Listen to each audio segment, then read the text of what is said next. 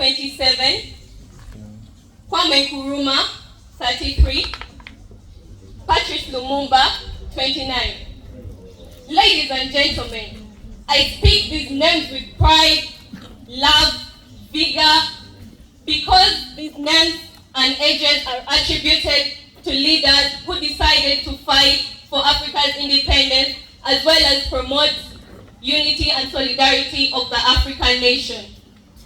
As emerging leaders of today, we need to derive inspiration from these leaders because of the actions that they carried on to fight for this.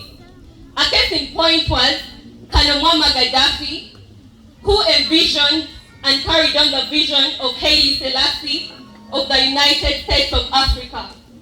With this vision, he believed that with one common language, we would be able to increase our bargaining power in the international forums, such as the United Nations.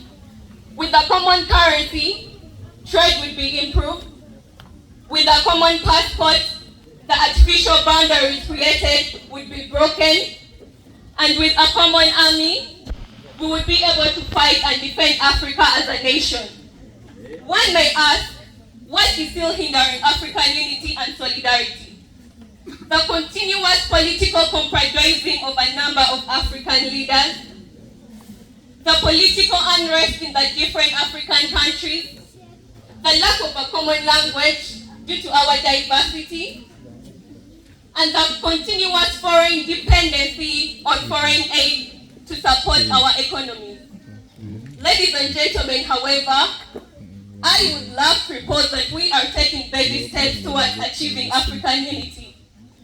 Through small movements such as the revival of the East African Community in 2000 that started with 3 member countries being Uganda, Kenya, and Tanzania, I stand here today proudly saying that we are 8 countries at the moment, with the newest countries being admitted being Democratic Republic of Congo and Somalia.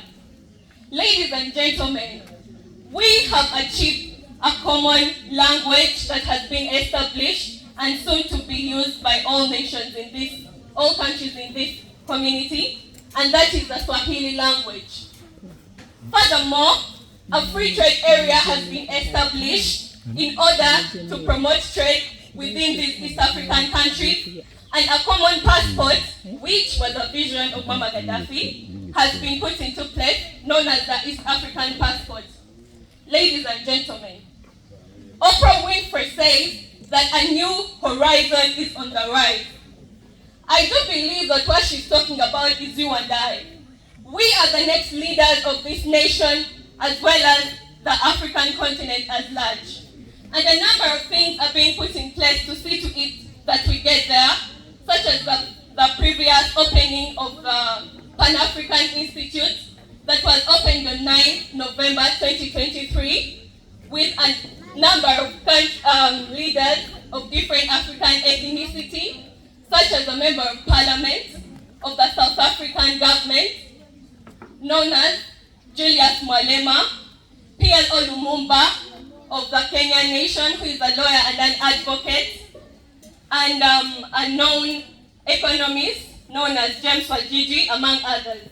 It is with such movements that the youth of this nation, as well as the entire Africa at large, will be educated about the battles fought by our previous leaders. Ladies and gentlemen, I do believe that as Africa, until we cry the same tears, until we share the same laughter, until we dance to the same tunes, and until we smile as one, the battle continues. That being said, united we stand, divided we fall.